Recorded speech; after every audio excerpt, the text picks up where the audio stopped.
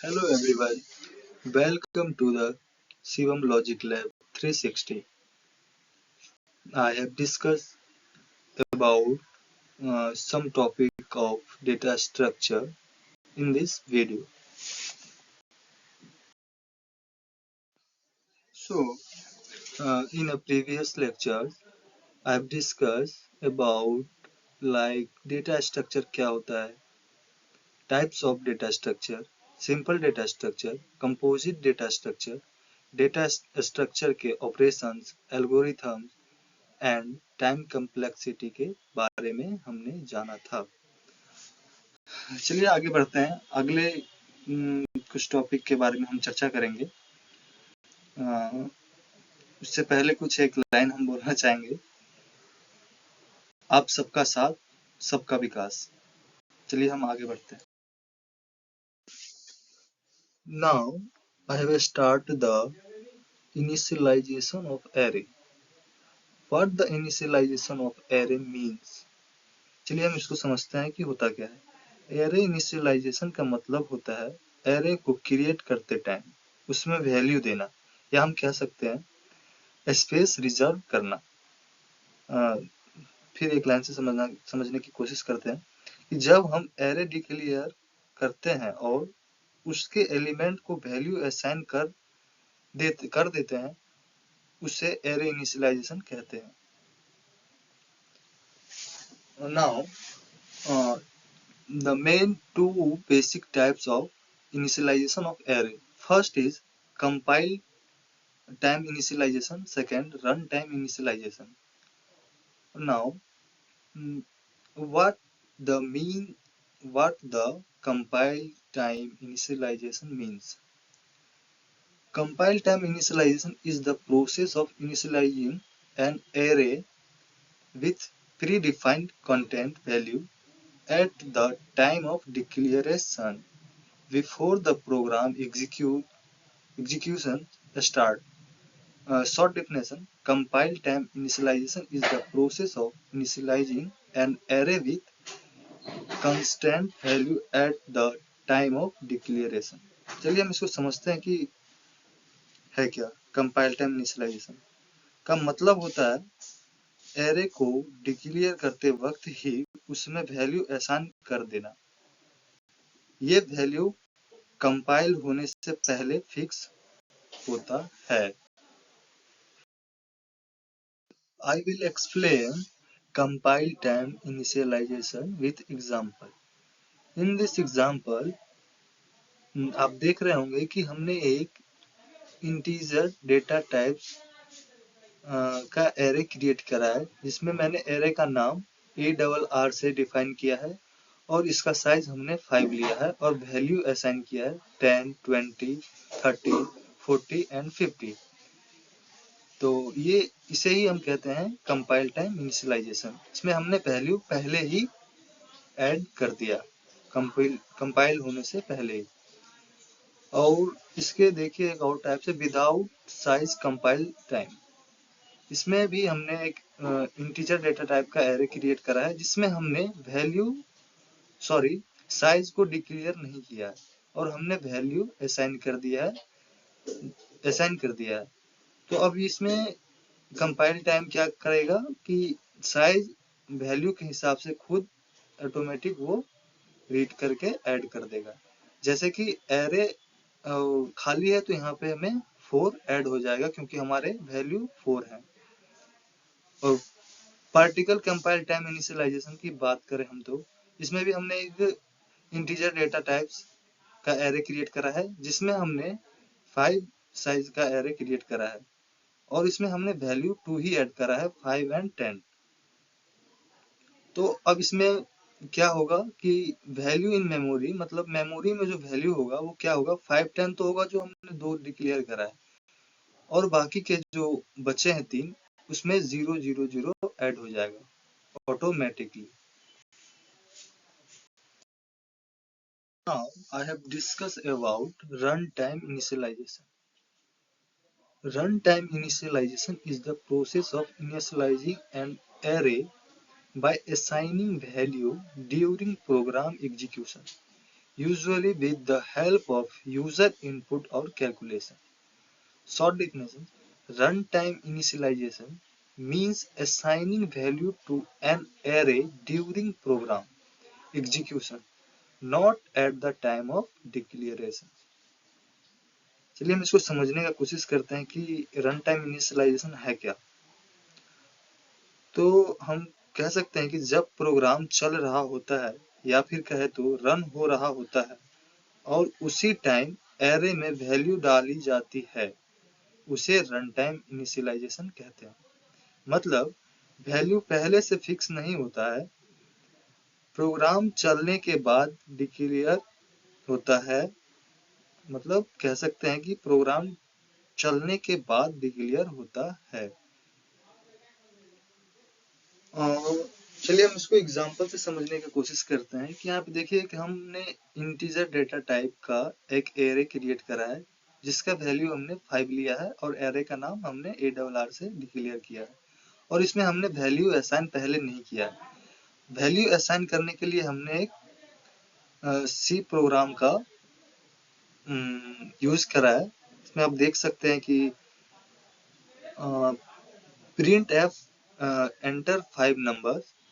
ये क्या है, जब हम सी पर आ रहे होंगे तो इसको हम डिक्लेयर में मतलब समझाएंगे आपको, जब तक हम शॉर्टकट में इसको समझाने की कोशिश करते हैं आपको कि जैसे हमने प्रिंट एफ का यूज करा और प्रिंट करवाया इंटर 5 नंबर्स। उसके बाद हमने एक फॉर लूप लिया, उसके अंदर हमने कंडीशन ऐड करा, जैसे कि हमने इंटीजर आई नाम का मतलब एक आई नाम का हमने एक नेम बनाया है और उसमें हमने 0 वैल्यू रखा है और i को हमने 5 से छोटा रखा है क्योंकि हमें 5 हमने एरे का साइज 5 डिक्लेयर कर रखा है। तो जब हम 0 से चालू करेंगे तो 0 1 2 3 4, अगर हम इसको देखें तो ये 5 नंबर होता है और इसको हम 1 बाय 1 प्रिंट करने के लिए i++ का यूज किया है और scanf का यूज करके हमने एरे में एरे के अंदर वैल्यू को पुट करने के लिए हमने यूज करा है scanf। %d का यूज होता है, इसको हम समझेंगे बाद में अच्छे से। और एरे आई डाल के हमने मतलब जैसे एरे आई मतलब एरे के अंदर वो 1 बाय 1 प्रिंट होके आ जाएगा एरे का वैल्यू।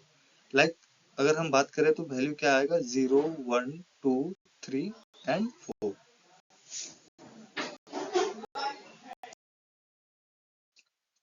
चलिए इसको एक रियल लाइफ एग्जांपल से समझने की कोशिश करते हैं कि रन टाइम इनिशियलाइजेशन होता क्या है। रन टाइम इनिशियलाइजेशन मीन्स कि मान के चलिए कि आपको बीपीएससी 4.0 का फॉर्म भरना है और आप साइट पे गए और ओपन किए। जब तक फॉर्म ओपन नहीं होगा तब तक आप उसमें अपना डिटेल्स तो फिल नहीं कर सकते।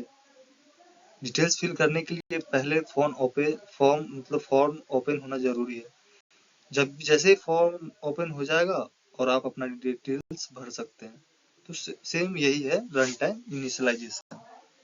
आई होप कि आप सब समझ गए होंगे। Now discuss about stack. A stack is a linear data structure that follows LIFO, means last in first out principle, where insertion and deletions are performed from one end called the top. Now LIFO principle. Last in first out means the element that is insert last is the element that is removed first. Now some stack terminology. First stop points to the topmost element of the stack. Bottom, the first element of the stack. Stack overflow. Inserting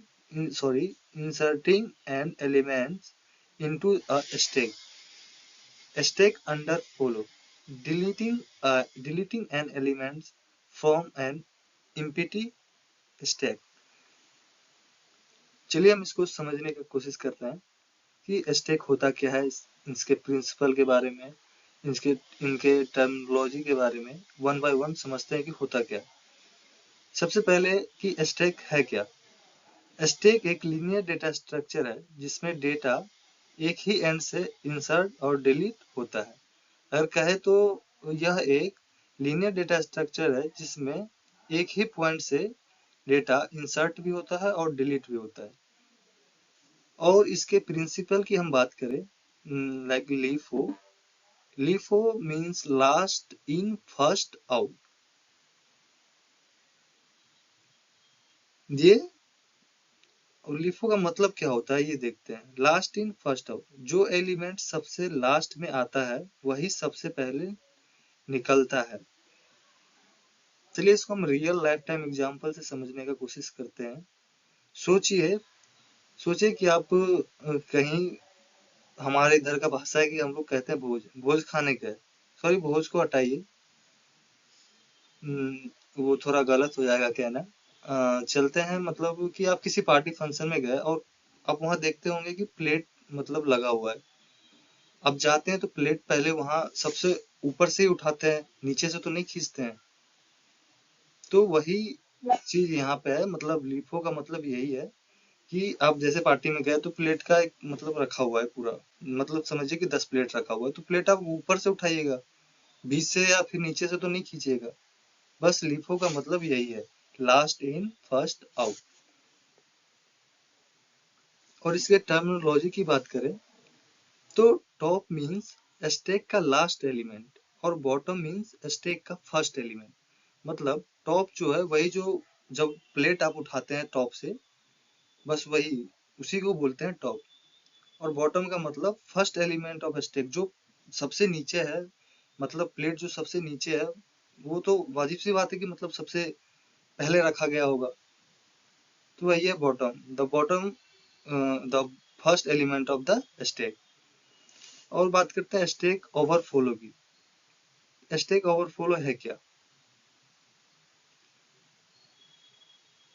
और जब stack completely full हो और फिर भी push operation किया जाए तो इसे स्टैक ओवरफ्लो कहते हैं।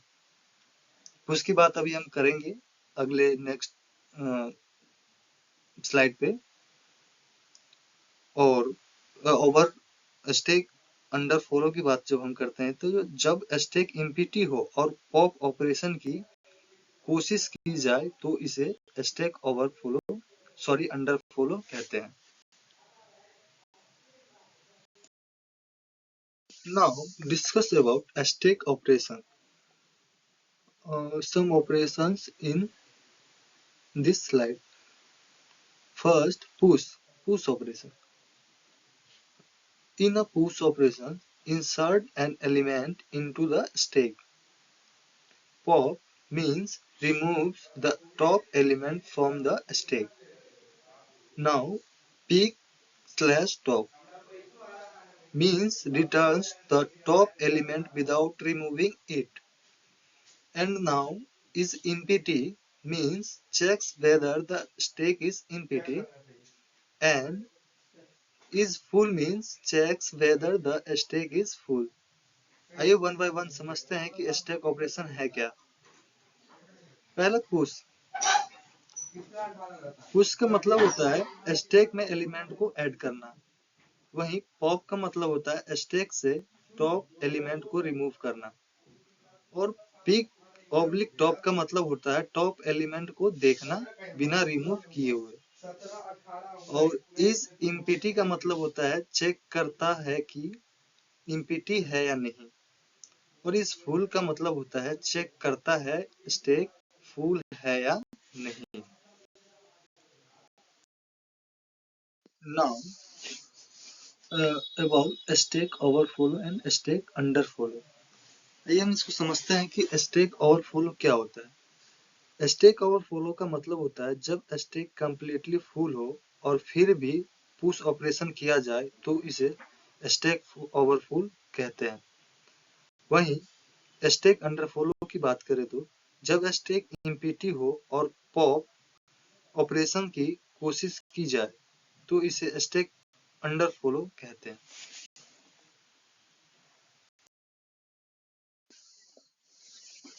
सो आप सब देख सकते हैं इस इमेज में कि हमारे पास दो स्टैक है। पहला में हम पुश ऑपरेशन कर रहे हैं इसमें हमने सबसे पहले ए को पुश किया, उसके बाद हमने बी को किया, फिर सी को किया। तो आप देख रहे होंगे कि जो हमने सबसे पहले ए को करा वो सबसे नीचे है, फिर बी को किया वो बीच में है, फिर हमने सी को किया वो है टॉप में। तो यहाँ पे ए जो है वो हो गया आपको बॉटम और सी जो है वो है टॉप।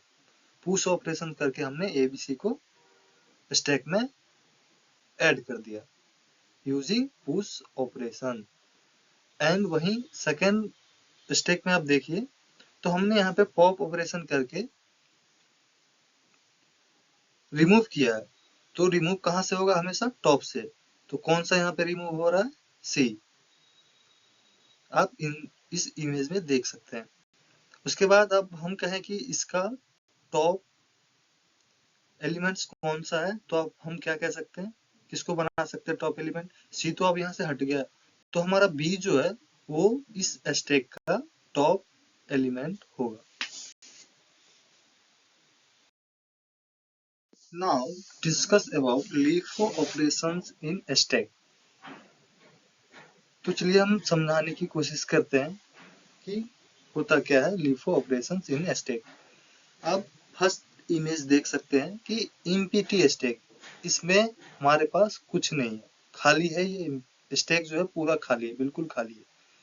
फिर आप सेकेंड इमेज में देख पा रहे होंगे कि हमने यहाँ पे 1 को पुश किया। फिर थर्ड इमेज में आप देख पा रहे होंगे कि हमने यहाँ पे 2 को पुश किया। फिर as it is push operation का यूज करके हमने 3 को भी चौथे इमेज में हमने ऐड करा। अब यहाँ पे देखिए कि हमने यहाँ तक तो पुश ऑपरेशन कर लिया। अब यहाँ पे देखिए 1 जो है, जैसे कि हमने प्रीवियस में भी बताया और अभी भी बता रहे हैं कि 1 जो है वो आपका बॉटम एलिमेंट है और 3 जो है वो टॉप एलिमेंट है। स्टैक में सबसे पहले अगर इंसर्शन और डिलीशन कहाँ से होता है? टॉप से ही होता है। ये बात आप हमेशा याद रखिएगा। और आप 5वें इमेज में देख सकते हैं हम यहाँ पे कर रहे हैं पॉप ऑपरेशन। अब यहाँ पे अगर हम पॉप ऑपरेशन करेंगे तो सबसे पहले रिमूव किसको करेंगे? टॉप वाले को। टॉप इसमें कौन सा है? 3 है, तो हम 3 को यहाँ से रिमूव कर रहे हैं। यही है stack, LIFO operation in stack. Now I have discussed about push and pop operations in stack। तो चलिए स्टार्ट करते हैं। आप देख सकते हैं इस इमेज में हमारे पास 4 स्टैक है। 2 स्टैक पे हमने पुश ऑपरेशन किया है और 2 पे पॉप ऑपरेशन किया है। अब देख सकते हैं इसमें कि फर्स्ट स्टैक जो है उसमें हमने A B C D element को हमने पुश किया, और इसमें अगर हम कहें तो बॉटम एलिमेंट कौन सा है? तो वो है ए, और टॉप एलिमेंट कौन सा है? तो वो है डी। अब आइए हम चलते हैं सेकेंड स्टैक पे। और इसमें देखिए कि हमने एक और पुश ऑपरेशन किया और उसमें हमने ई को ऐड करा। तो अब टॉप एलिमेंट कौन सा हो गया? ई हो गया स्टैक में। अब सेकेंड वाले स्टैक में टॉप एलिमेंट कौन सा हुआ? ई हुआ। आई होप कि आप सब समझ रहे होंगे। अब चलते हैं हम पॉप वाले ऑपरेशन में। पॉप ऑपरेशन में जब हम करते हैं तो थर्ड स्टैक में आप लोग देख सकते हैं कि टॉप एलिमेंट हमारे पास है ई। अब हम पॉप ऑपरेशन करेंगे। पॉप का मतलब ही होता है कि स्टैक से एलिमेंट को रिमूव करना। तो हम टॉप से स्टैक में होता क्या है? टॉप से ही रिमूव होता है। तो हमने रिमूव किया, तो अब हमारे पास जो स्टैक आया वो आया क्या? A B C and D. E हमारे स्टैक से रिमूव हो गया है। कहाँ से रिमूव हुआ है? टॉप से। हमेशा आप इस बात को याद रखिएगा। हाँ, चलिए आज हम यहीं इस लेक्चर को खत्म करते हैं। बाकी का टॉपिक हम कल देखेंगे। तब तक के लिए थैंक यू। और आप सबसे एक रिक्वेस्ट है, नम्र विनती है कि प्लीज आप लोग वीडियो देखने के बाद या पहले या जैसे भी हो, आपको जैसे अच्छा लगे, प्लीज सब्सक्राइब करिएगा एंड बेल आइकन दबाना ना भूलिएगा। So thank you for watching. Don't forget to like, share and subscribe for more useful tech content. Thank you.